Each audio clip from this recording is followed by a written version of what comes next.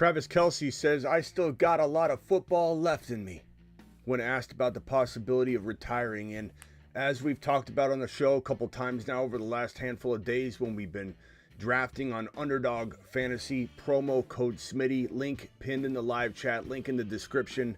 We've been talking about how Kelce's being completely overlooked. I think once, and this might be that moment, but once he officially is coming back, he climbs in ADP. In early 2025 ADP data right in front of your face on Underdog, Kelce's going at 92 overall. You're talking about after Tony Pollard, after quarterbacks, like Baker and Bo and Josh and Downs at wide receiver. Jonah's fallen pretty far too, as is Laporta, who's a little bit up here.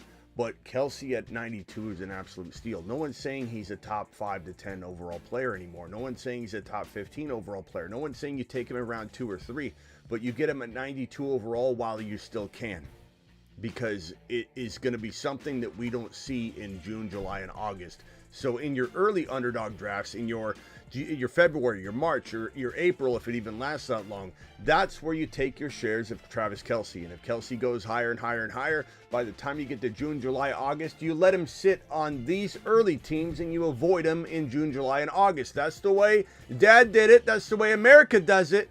And the Fantasy Football Show begins right now.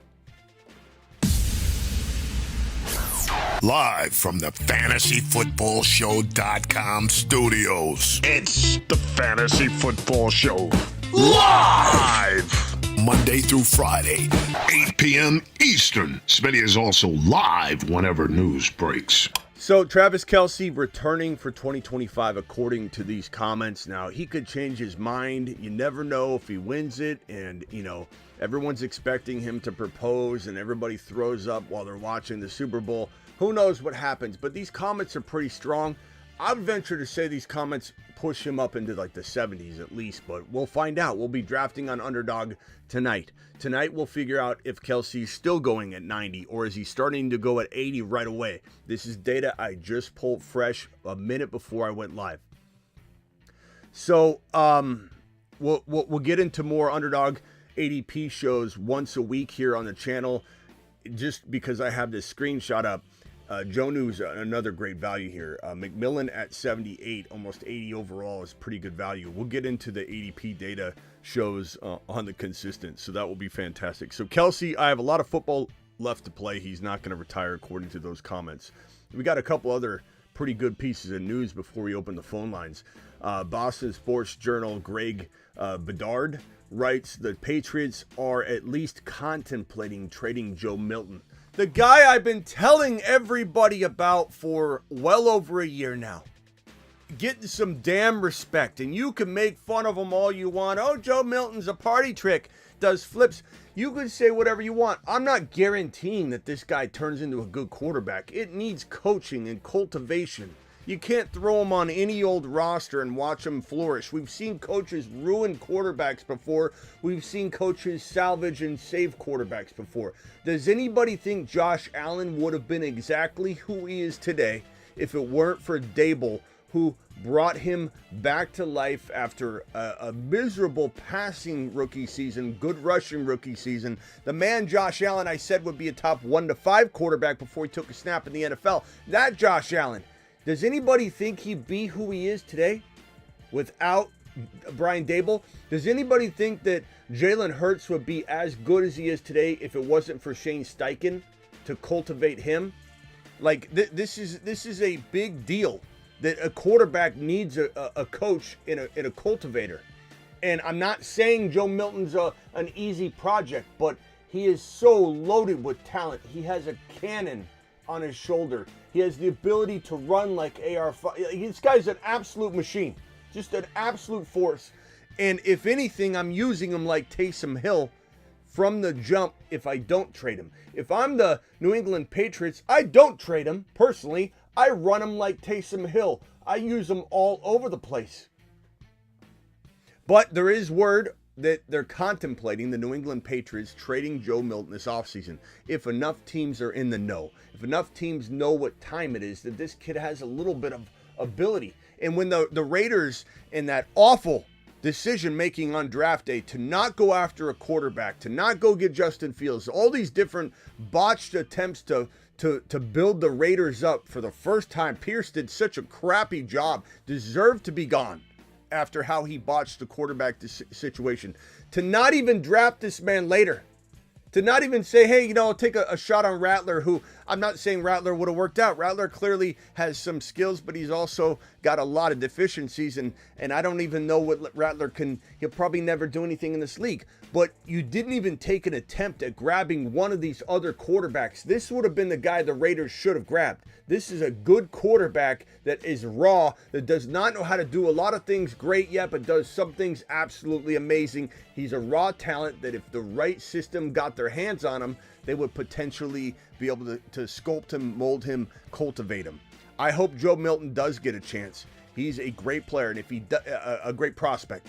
That could be a great player, but he's a great prospect, very raw, very green. If you put him in New York or something, he would be developed. If you put him somewhere where he can't get developed, has bad coaching, no QB coach that can work with him one-on-one regularly and build his skills up and make his weaknesses strengths, then yeah, I don't know that he would ever develop. No one's saying that we'll for sure see this guy out, coming out, popping out, being an absolute monster. We have no clue, but it's something to watch. And if I was New England, I'd run him like Taysom Hill, and I don't trade him. That's the caveat here. Kirk Cousins said his future with the Falcons is still kind of uncertain. There's kind of thought that the team would like to keep him as a backup, but there's also, thinking that that's posturing to trade him, because if everybody knows he's getting cut, no one's going to go after him. Look at Cooper Kupp. We'll talk about Kupp in a second again, because there's more news on Kupp. If Cooper Kupp is expected to be cut, very few teams are going to try and trade for him. So there is a lot of posturing that goes on with these situations. So it was very expected that the Falcons would move on, cut him, try and save some money, even though there's a lot of money to eat. There's still a reason to do it financially for the team. Eat a bunch of money, save a bunch of money. That's the way contracts work. They're very complex. And Kirk Cousins is very likely to get cut. This is posturing. Can we trade him? Can we eat a lot of the money? How's this going to work? It's gonna be a wild ride with the Kirk Cousins offseason content, because I think it's gonna be all over the map. My guess is he's not in a Falcons uniform next year. I don't think they want the distraction, number one. Number two, I don't think they want the financial obligation as a backup quarterback. And he still wants to go somewhere else. He really does, and I think that part of that's going to help guide them. They won't factor that in too much. Cooper Kupp, NFL Network's Ian Rappaport reports that the Rams are at least willing to eat some of Cooper Kupp's money in order to get Kupp sent packing to get some sort of draft capital trade involved. So that's going to potentially open the door to a couple more suitors if the Rams are willing to have the discussion. Now, maybe the Rams don't eat enough money to make this work, but now where we have maybe one or two teams contemplating this situation, now we have probably 3 or 4 or 5 teams maybe looking to kick the tires, maybe more, but probably 3 to 4 teams are going to look to kick the tires and at least pick up the phone and say, hey, Rams, how much money are you willing to eat in this contract? All of it? Okay, no, not all of it. How much of it? And then they have the conversation. They either close the door on the idea or they move forward and have negotiations. So this definitely increases the odds, if it's true from Rappaport, that the Rams are going to be able to trade him versus having to cut him. That is definitely a tool you can use with a player like that in a situation like that where teams are expecting you to 100% cut a player. There's a lot of ability to move a player, to move off a player if you're willing to eat some of that cash. Okay, so now we have this Sam Darnold news. According to The Athletic, Sam Darnold would almost certainly be drawn to a prospect of learning from Raiders minority owner Tom Brady. There's a lot of connection between Sam Darnold and the Raiders. Sam Darnold in a couple locations, but the Raiders do feel like one of the potential candidates to get Sam Darnold. If you think about it logically, and the fact that the Titans draft 1 and the fact that the Browns draft number 2, Cam Ward and Shedeur Sanders are likely gone. The Raiders are once again out of luck. The Raiders have 2 options on the table. Justin Fields and Sam Darnold. Justin Fields could return to Pittsburgh. Russell Wilson's not the option, although with Pete Carroll in LV, it's certainly going to be on the table. But does Pete want to go in that direction? I think if you're smart, if you're Pete, even if you're Tom Brady, even if you're just the Raiders in general as an organization, you don't want to go after an older quarterback that keeps moving around. So I'm going to go ahead and say they put the kibosh on Russell Wilson. I don't even know if Russell Wilson gets a starting job except for the last team, like in tag when you were, or in tag ball or whatever. As a kid, you're sitting there going dodgeball. You're sitting there looking around and you're the last pick and they're like, okay, we'll go ahead and take him, I guess. At the end, just to get a body to even up the amount of people on each side. That's going to be Russell Wilson, I think, at the end. All these people are going to get picked, and he's going to be the only guy standing there because he's been moving around for a reason. He's not a young dog. There's a lot not to like about bringing Russell Wilson in as you're trying to build your franchise up. And if he's a bridge quarterback, I guess you would consider it. But Pete Carroll is going to look at Sam Darnold as not a bridge quarterback. Justin Fields is not a bridge quarterback. My guess is the Raiders, because they don't have a draft pick that can get them into a Cam Ward or a Shedeur Sanders, they're probably going to either end up with one of Darnold or Justin Fields. I like Fields. I don't want Fields in Pittsburgh. Pittsburgh is a place to die. There's no point in drafting Pittsburgh players. Listen to me now. Unless they draft Genty, we'll be on board that train just because he is absolutely almost situation proof. But for right now, Pittsburgh, I don't want a single player on the Pittsburgh Steelers. We'll readdress it as players land on that roster from the NFL draft. And I just say that in case the Pittsburgh Steelers traded up. They're not going to get Genty. What if they drafted Scatterboo? Then we'd have to contemplate it. What if they bring in a free agent, that we like JK or something? Then maybe we'd consider it. But for right now, I don't want Fields in Pittsburgh. I want Fields in New York with Dable. I want Dable fixing Justin Fields because Dable can do it. Dable can turn Fields into a great quarterback. And if you don't believe me, hold Dable's beer. Okay? Go get Dable a coffee because he can do it. And I know you don't believe he can do it, but he can do it. Sam Darnold, a Raider, maybe. Fields or Darnold needs to be in LV, I'll tell you that much. Justin Fields already talked. Kirk Cousins already talked about that. BBQ, are you here? Because yesterday I did not acknowledge that this is a $20 hauler, and I want to make sure I put this is how much I thought of you and appreciate it, is I put this on the screen to make sure you knew that I knew later that it was a $20 hauler. I think I thought it was a $2 hauler. Alert. Super chat alert. To Jupiter. So hopefully BBQ's here watching, and I appreciate you, man, for dropping that. We got Justin with the $2 hauler. I'll send a $5 hauler if you do a $3 draft. I'm not in the draft mode, my boy. I appreciate you, though, Rush. I can't be convinced to derail my show and just become a draft show. Well, I'm not a draft show. I know other people come on here and they just draft, mock draft, best ball draft. That's not the show. This 8 p.m. show is a news show. It's a news show, or it's a topic show. If we go news real quick and there's nothing, we go down the ADP rabbit holes. This is not a draft show. It never will be. No one can convince me to do it. You could drop a $100 hauler. It's not going to change it because this is a news show. People have an expectation for it. I'm not just going to mock draft and draft for 2 or 3 to 5 people while everybody else is here trying to consume. But Justin, I appreciate your super chat anyway, my boy. And BBQ comes in with another $20 hauler. My boy BBQ dropping it like it's hot. Look at him. He was doing this before I even announced. I think he was doing this while I was saying, is BBQ here? I don't think he had a clue. Alert. Super chat alert.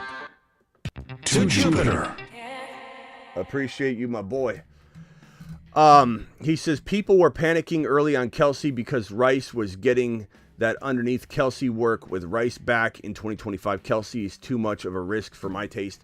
I can understand that from a general perspective, but the thing is, BBQ at 100 overall, his ADP right here, I think the conversation we're having is different than the one that you're having. When you say, oh, it's too risky for my taste, he's not. That's if he's going like in around 4, 5, 6. You got to remember to adjust the fact that he's going at 90 to 100 overall. If Kelce's going at 90 overall, there's really no risk at all. he can earn, even if he got you 500 yards and 6 touchdowns, he's earning that value as a tight end in the 90 to 100 range. So I think if you're looking at it or from a perspective of he's going high, I get it, but he's not. But Rice is also coming back from a major injury. He's also going to face at least a 2 to 6 game suspension. It could be a 2, but he's going to get suspended at some point. Appreciate you dropping the super chat. The format works great. Keep it up. Yeah, I mean, we do the news show at 8 p.m. Sorry, Justin. I appreciate you, though. But this is not a compromisable thing.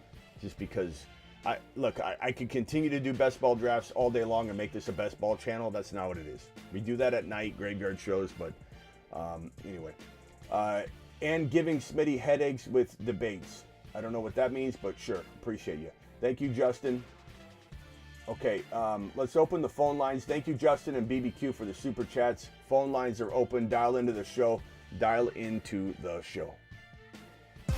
Call into the show. Call into the show.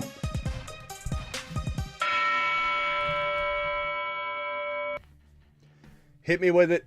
Hit me with it. Cooper Kupp is gone, for those that don't know. T. Higgins, for those that don't know. Oh, this is another piece right here. We talked about it yesterday, but I want to bring it up again.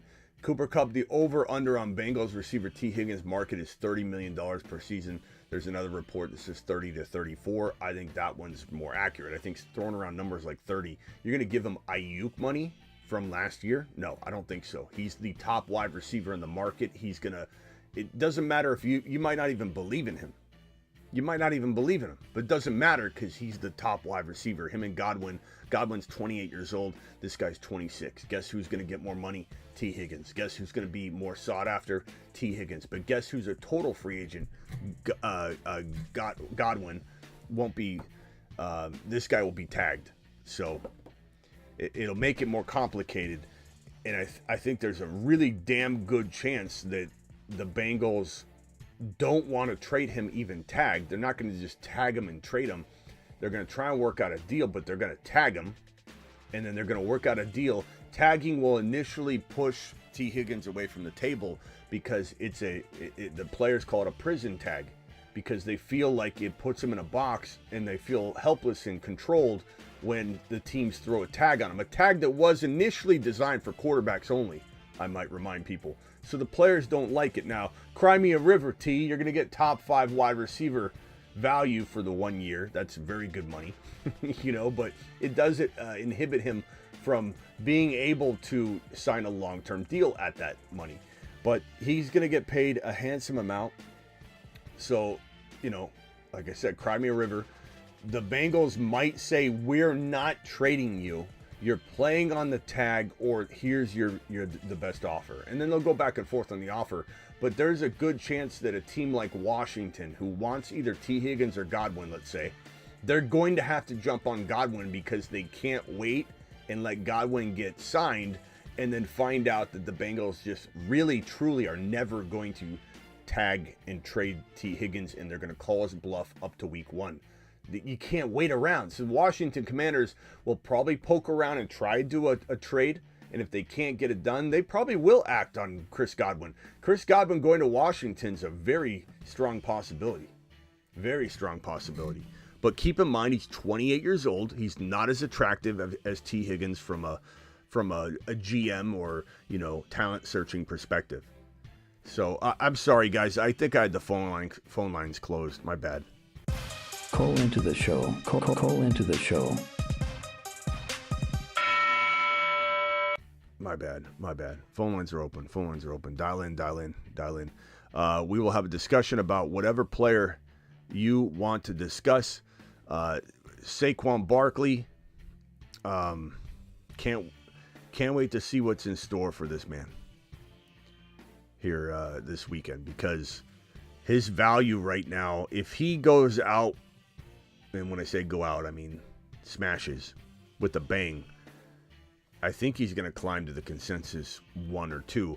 Right now, it's borderline. You hear Bijan, you hear Gibbs sometimes, and then you hear a lot of Barkley. If Barkley goes smashing on Sunday, then he's probably going to climb to the consensus 2 with an occasional 1, where Jamar Chase is kind of locked in at 1, and then you have a weighted Barkley, more Barkley than Gibbs and Bijan, but a weighted Barkley number 2 overall rotation going.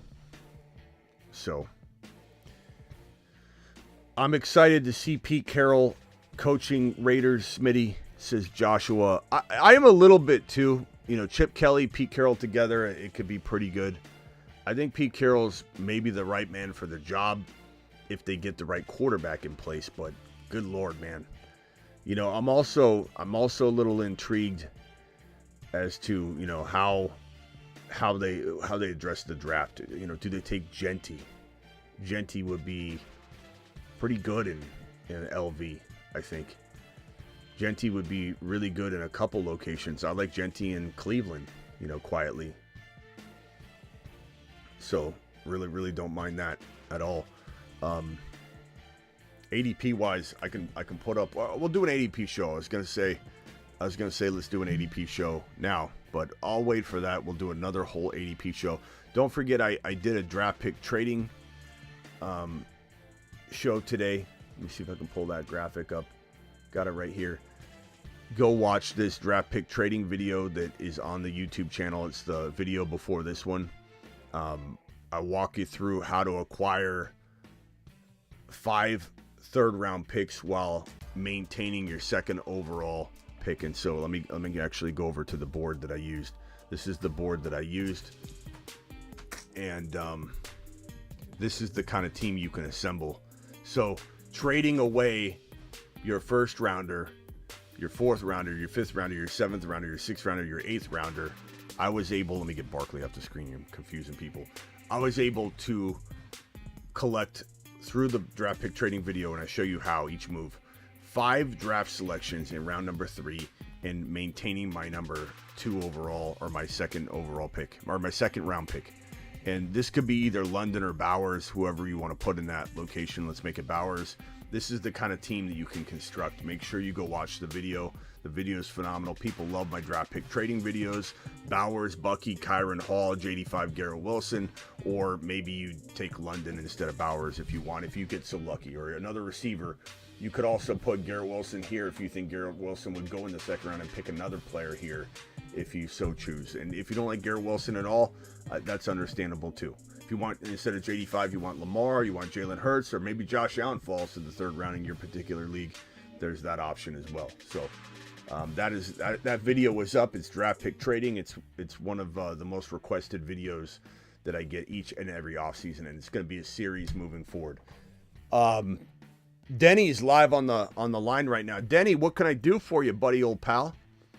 Hey, Smitty, how's things? I'm good, Denny. I'm good. It's good to hear from you, bro. I always wonder how you're doing. I always wonder what you're doing back there. Just, Home Depot, Bed Bath & Beyond. I don't know if we'll have time. I went to home. I've gone to home, to be honest with you, I've gone to Home Depot 4 or 5 times this week because I've been working on the backyard. The backyard live streams are almost here. I know I've been saying that for a year now. The backyard live streams are almost here. The lighting is all up. It's ready to go. I just need to get out there and do it. I'm Can still I come brick. over? I don't know. I'll ask Miss Smitty. See what right now. She's right not now, home. I can come over. All right, Denny. I'm gonna read this super chat and you answer it from Kyle. Kyle, thank you for the $2 holler. I am done. One and done. One and done. Juju, Hollywood Brown, Hopkins, Dotson. Pick 2, please. Who's he picking out of Hollywood Brown, DeAndre Hopkins, Dotson, Juju?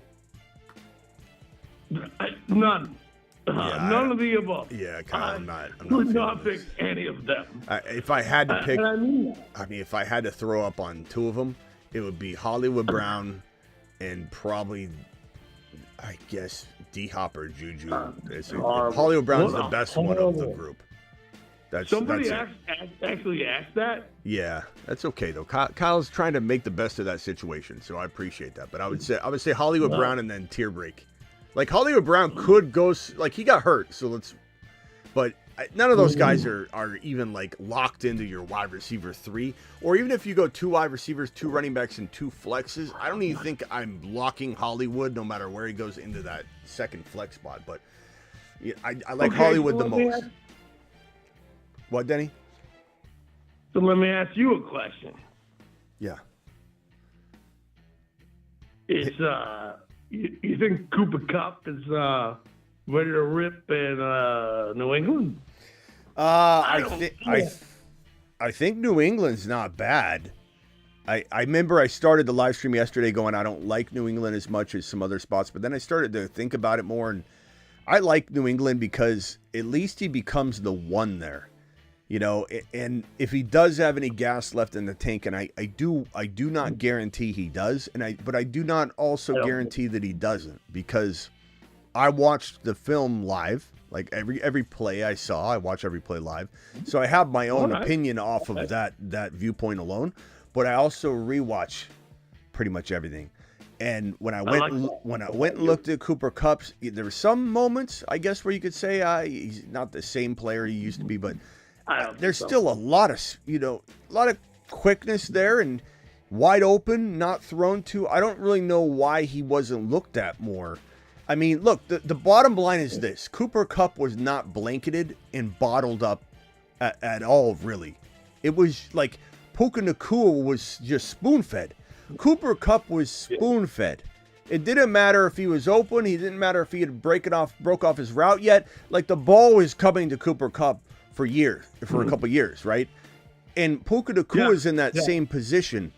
I don't blame it on Cooper Kupp. I've watched it. I'm not saying he's gonna be glorious, and he might drop off this year now. Like, he might, in an ironic, unrelated fashion, his drop off because he's at that age just happens to be this offseason anyway.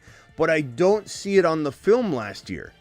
And you can keep saying till you're blue in the face, people will come in later, or they'll say it now, like Cooper Kupp's wash, he's very injury prone. He is, like, but no one's saying you're drafting him in round 4 or 3 or 5. He's going like in the hundreds, bro. 95 to 110.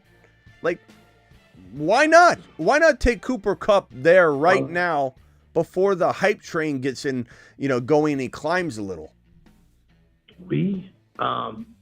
In New England, have not known someone that can catch a ball for a while. Yeah. Does that make sense to you? Mm-hmm. Like, can you just, even if your leg's hurt, and I know he's hurt, guarantee he's hurt. But he could probably, if you zip one, like a Smitty ball, you could a zip laser, Smitty, I bet you he'd catch one before that other guy does. Doesn't that mean anything anymore? The top most wanted outlaw wanted. It certainly, look, it sounds, the Tyreek Hill argument's the same argument. Like, Tyreek Hill, you put on the film, you watch every play, he does not get bottled up. Cooper Kupp, as much as somebody wants to box score Bobby this, and just totally be a box score Bobby right now. Oh, Smitty! One of my favorite songs. Yeah, let's put it on. One of my favorite songs is yours. Is Okay, Box let's Score put Bobby, yeah. you know. It's one of my favorite songs. All right, prepare for take 1. All right, action. He's a box score Bobby. He's a little sloppy. Box score Bobby. He's a box score Bobby. He's so sloppy. Bobby.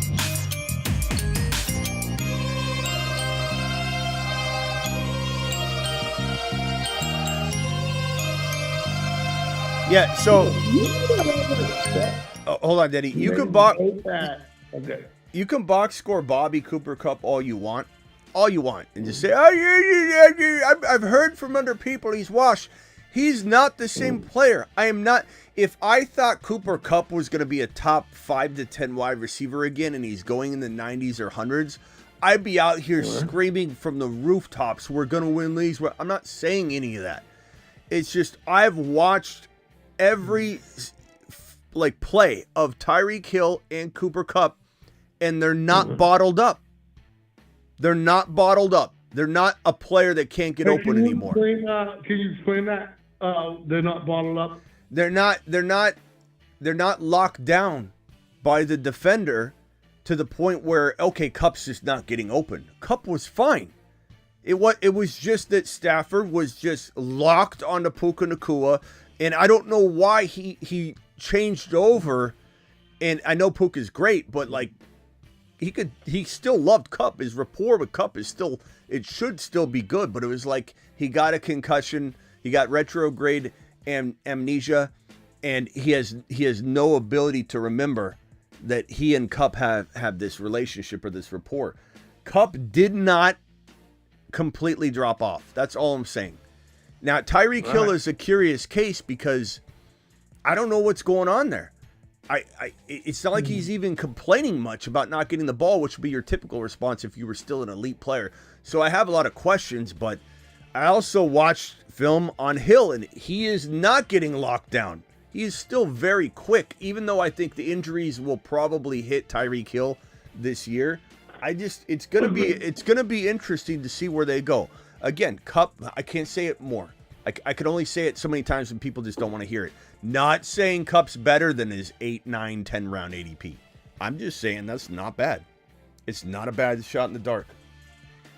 Little slot, shot in the dark. It was an Ozzy Osbourne song that people might know about. Yeah. I mean, I'm the one that came in and said, 2-3 years ago, Cooper Kupp is he didn't have, like, everyone was saying he's the best receiver in the league, 2-3 years ago. No. I'm like, he hasn't had that type of resume to be saying that. He really has. He's only had these very few seasons that have been glorious. He had the Triple Crown season. But hey, guys, there's a lesson to be learned here, though. And that's that Puka Nacua is amazing. And right now, not next year, after this year, or the year after, you can't guarantee anything. Right now, you can't separate situation from player because Stafford and Puka are like this. But Stafford set to return for 2025. That announcement already kind of came through breaking news and some speculation, but I'm sure Stafford's going to come out and voice his opinion on a. Hold on, Denny, hold on. So Stafford's going to get a new deal, which means he probably tries to play more than 1 year. But what if he drops off, or he decides just to play the one more year, or he gets hurt? He's had broken back. He's had all kinds of injuries. He's getting hammered left and right. I'm surprised sometimes that Stafford gets up again.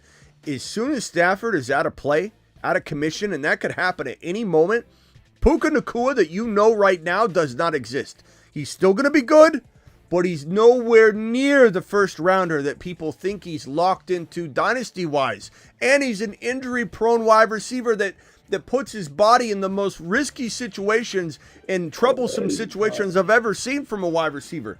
Puka Nacua's dynasty value does not equal his redraft value. He's got higher redraft value, in my opinion, than dynasty. And you could say whatever you want on that. You can call in and argue with me and scream and yell because you own them in 5 dynasty leagues, but that's just the truth of the matter. Go ahead, Denny. I'm going to go with what you're saying, and then I'm going to go with, let's just say, 2 years ago, and DeAndre Hopkins. All right? That's how I feel about Cooper Kupp. Everyone's getting all gassed in New England about getting Cooper Kupp. I don't want Cooper Kupp. I don't want to pay for him. You watch. There's a reason why he's getting traded. Yeah, I mean, there's certainly that possibility, but from a fantasy perspective, he's going in the 90s, 100s, 110. So it's no risk at all. This one here from Damien, $5 hauler, traded Kyren for James Cook straight up. I mean, after Stafford and Kupp news, grade the trade. I don't like it. I mean, Damien, if you think about it, where are we drafting Cook? Where are we drafting Kyren? I'm not saying they aren't somewhat close, but I know Cook just had a stellar 20 touchdown season, by the way. Crazy. But Kyren also has scored more touchdowns in his first 2 starts than I believe anybody but maybe one other running back in NFL history. Like, you're talking about Kyren Williams scoring 31 total touchdowns in 2 seasons. His first 2 seasons in the pros. No one but, and I got to go look. I forget if it's never or if it's one running back. I forget who might hold that title with him.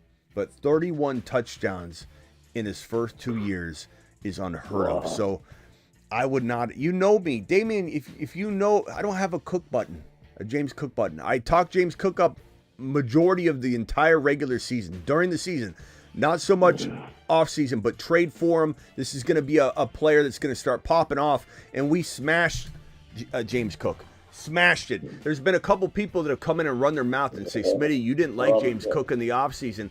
You're trying to claim you had James Cook on your... We called James Cook in the middle of the year. Go get him. Start him. Let's start accumulating James Cook shares. He's going to start cooking. And Cook cooked. Cook cooked. So don't tell me. You go get me a coffee. We told you about James Cook. But Damien, Kyren's still there too, though, man. Kyren's a stud too. Hold on, Denny. Hold on. But Damien, the thing is, man, you know me. I don't have a James Cook button. I've got multiple, Kyren things. Like, you know what I'm saying? We got a Kyren emoji. Like, my answer is going to be, give you a C on this trade. Because... I'm with you.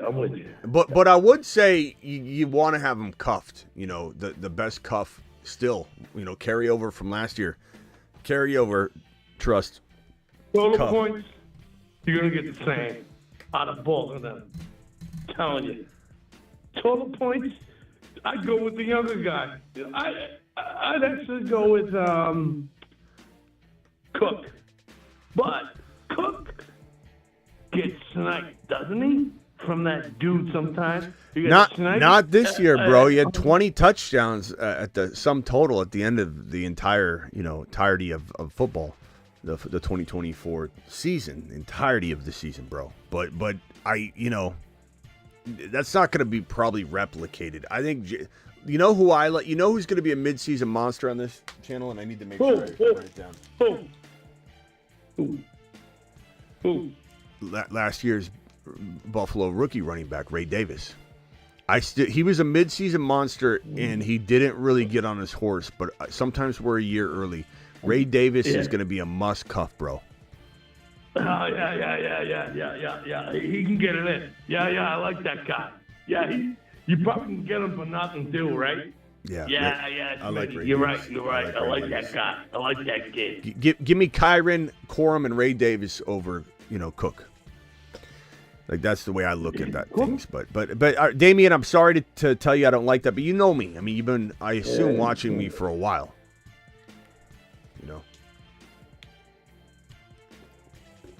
All right. Anything else, Denny? How about, let's just talk about the beginning of the year last year. I like that. I'm back to the future kind of guy. You were all about Bijan, okay? Right? Yeah. And Brace. And that running back for us, yeah. Kenneth Walker? Yeah. It's just funny how things go. I think Walker was all right. Brees was a bust. Wasn't his fault. But I remember Walker. Hey, I remember Walker can get it done. And B-Town's got the mustard. Brees, Glazzy. He's garbage. All right, Denny. All right, Denny. Anything else? Just one more thing. People are talking about people. They say we stand just a little too close. That's all. All right, Denny. Appreciate you, bro. Later. Hey, Smitty, I love you, man. I Yeah. just called to say hi. All right, man. Denny to the Hey, moon. Vic, Call back tonight. Hey, Call back tonight, all right? Rock Out, you're live. What's up, Rock Out? What can I do for you? With Higgins, and if he goes to New England, how would you fare that situation? Because they're willing to spend. Yeah, I mean, I like Higgins in New England. Definitely a possibility because, like I said, Higgins is probably not going to be on the move right away. I think they're going to tag him, try and work out a deal. He's going to want too much money, and then if a trade on the tag happens, it's going to be an exhaustive type of thing. And so if New England misses out on Godwin, and I don't know that Godwin's going to want to willingly choose as a free agent to sign in New England, no offense. I just think he's not going to look at that as the right situation for him. I think that New England will still be waiting potentially and be open-minded to a deal. I think it's Washington that worries me not being able to get T. Higgins because they've got to act on Godwin preemptively or lose Godwin without knowing what happens with T. Higgins. But maybe the Bengals decide really early on we're going to franchise tag and trade T. Higgins. But I think T. Higgins is going to be in Cincinnati. That's going to be my prediction. I think to find a way to pay both or he plays on the tag. Calvin with a $20 hauler. Calvin, appreciate your $20. Alert. Super chat alert. To Jupiter. My boy, Calvin, appreciate you. Calvin says, hey, Smitty, I'll be honest, I don't really understand the desperation move on from Kupp. I hear LA is willing to eat some of the salary. Calvin, we just did a whole report on that. I hear LA is willing to eat some of the salary to move on. Just a weird situation because the Rams fans love him. It does feel weird to me. I'll admit that to you. Like, why not just keep him? If you think you have a chance of winning, like they must really not like him there anymore for whatever reason. And I don't think it's a beef between Stafford and Kupp because they talked about it and they hugged, during that one reception, that big reception, or I forget what game it was, but they hugged after because he was like they're wanting to get Kupp involved. But it almost felt so, I don't know, sad that it was like he caught a pass. Yeah. So it does worry you a little bit, that they're looking at him like that from that lens. But at the same time, like I said, I've watched the film over and over, and I've looked at Tyreek Hill's the same way, and I don't see where they're incapable of being spoon-fed by a Matthew Stafford laser-locking cannon. And that's what Stafford does. Kupp was open enough that if he if Puka Nacua got hurt, during that end of the season, part of the end of the season, I think Kupp would have revitalized a little bit. So I'm a little bit torn, and I agree. Calvin, I don't know why they wouldn't just say, look, we're still a team that can win. We turned a lot of heads this year. We surprised a lot of people. We got a lot of weapons. Let's just keep Cooper Kupp and be a little bit, better. But the good news for those that are astute and watch this channel, that Jordan Whittington season is upon us potentially in 2025. Jordan Whittington is going to cost you dog water draft capital for a while. I think he's going to climb because astute people will know. They'll be paying attention. They'll understand what time it is. The moment Kupp is gone officially, Jordan Whittington's going to get a nice little bump in value. But right now, you can draft Jordan Whittington very comfortably well into your draft. We were talking before this Kupp news broke yesterday. Whittington was going, even with the speculation that Kupp would be gone, he was going in the 18th round. It was wild, 17th, 18th, sometimes 16th. But Whittington season's here. I almost want to put Jordan Whittington on a list now, midseason monster, but he could be good from the jump. I like Whittington a lot. But they must really like him too to move on from Kupp. So that's another thing that, I think Calvin or anybody wondering, why would they do this? They must really like Whittington. They must really like him. And they should, because there was Puka Nacua hype on Whittington in preseason. There was a lot of Puka Nacua hype in the preseason and the offseason, and we drafted him a lot in best ball drafts. I admit I should have been more on top of it for week 1 in terms of thinking that it was going to stick exactly the way he was playing. But quickly, week 2, I got on board. I'll admit I was not totally on board with seeing it replicated like it was going in week 1. Like, oh, well, he's going to do this all year. In week 2, I'm like, never mind, let's go. But in the offseason, he was a very highly drafted player on this channel in best ball. Late draft, grab him. And so Whittington, because he had a lot of hype, Whittington had the same kind of hype that Puka had before Puka had shown anything. And a guy that we were going to be scooping up like crazy in the offseason. So get ready for the Jordan Whittington hype train. Anything else, Rock Out? What else you got? When Kupp finally gets traded, or whenever he gets traded, how high you think he would be? Whittington? I don't know. I don't know if he'll climb crazy amounts. I don't know. What, like 14? I think he'll still be in double digit, but I don't know where. I don't know.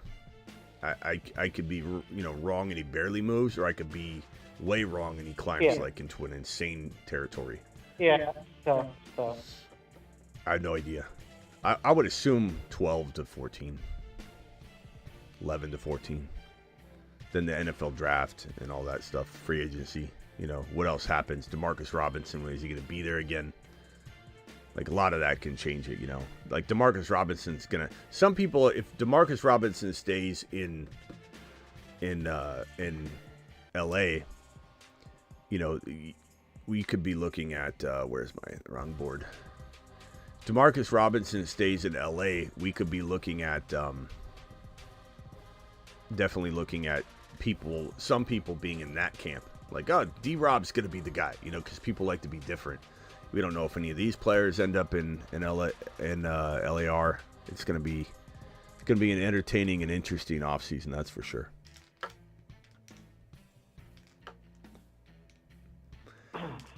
And McVay usually does draft a few, so we'll see. But I think Commanders probably go after Godwin if they can't get early identification as far as Higgins goes. Yep. All right, my boy. Call back if you got another one. All right, later. Cool. All right, Calvin, thank you again for the $20 hauler. But yes, I agree with you. It is weird. It is weird, bro. It's strange. Damian, thank you for the super chat. Kyle, thank you for the super chat. Justin, thank you for the super chat. BBQ, Damian and Calvin, you guys rock. Appreciate you. Phone lines are open for a little bit longer if anybody wants to get a question in. Call into the show. Call into the show. Dial in. Dial in, dial in, dial in. Your boy's still, I got paint all over my hands. If you see that, I just, or dye, brick dye. I've been brick tinting my home. Brick by brick.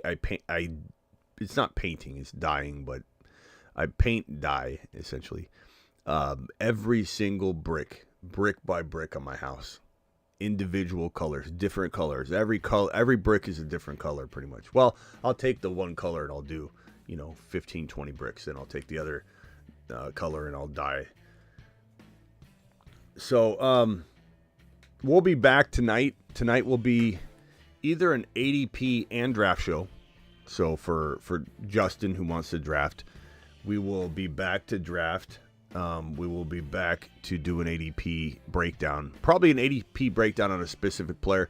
What I'll probably do is, and again, I'm not one of these channels that's just going to mock draft over and over and just going to do best ball drafts over and over. That's not what I enjoy doing. It's not what we do, but we do draft a lot. But what I do is, instead of just coming on live and going, let's just do a draft again, we're going to come in and have a topic every single night. And in that topic, we will potentially look to draft around it. So apply what we're talking about in the opening and the monologue with the draft that we'll all partake in. So That's the way I like to do it. And so tonight might be an ADP situation, you know, an ADP breakdown of sorts. Where are we taking so-and-so? Why is this guy sitting here? And I don't think it'll be Kelce. We'll address this, but there's going to be another player we're going to talk about and discuss. Thank you all for being here. I'll be back tonight. Don't forget to sign up on Underdog, promo code Smitty. The link is pinned in the live chat. Code Smitty will get you 50% match on your first deposit. So smash that link that's in the live chat. I'll drop it one more time. And click this link to get signed up and ready for the drafts tonight, because we will be drafting. And don't forget to get on over to my thefantasyfootballshow.com. Bold predictions, rankings, trade calculator. I developed a trade calculator in 2003 because I wanted a trade calculator in the industry and I couldn't find it. So that's when I jumped into the fantasy game in 2003 and been in it for 20 plus years since. And it all started with the content, thefantasyfootballshow.com. There was like 10 content sites up when I started creating content back in the day, and we've been doing it ever since. Trade calculator, everybody copied that. Everybody copied first draft simulator. Everybody copied the draft simulator. Smash, do it live. And then don't forget the Patreon, where we're literally 365, 24/7 live chatting. And so you're going to want to get in on that. Here's the link for the Patreon. Smash that link right there. It's patreon.com/thefantasyfootballshow or thefantasyfootballshow. Very easy. Patreon.com/thefantasyfootballshow. Pretty much everything's The Fantasy Football Show. It's pretty easy to find me. But the link had just dropped in the live chat if you want to become $10 a month, cancel anytime, become a part of what you see in the live chat right now, constantly in the live streams, inside an app, Patreon, where we're just chatting live, especially during games. See you all tonight. Hit that link that's pinned in the live chat. I'll pin it one more time. Underdog, promo code Smitty. If you want to draft tonight, do it live. Hit that link. Do it, do it, do it.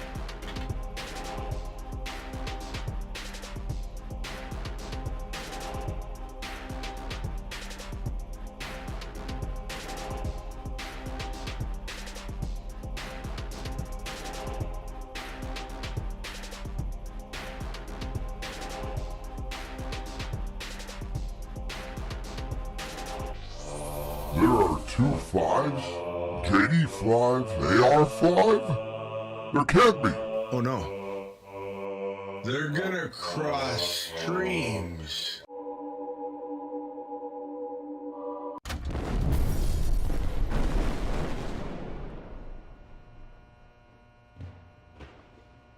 Oops. Well, damn. He's a fragile Freddy. He's a 5. JD5 is the only 5. JD5 is him, and now all can see. He graduated from Himothy University. Unleash the Washington Kraken.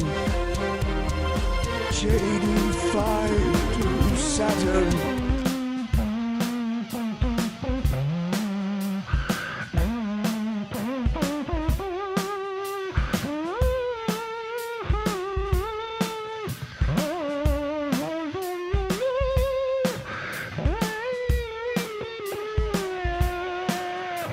Got him.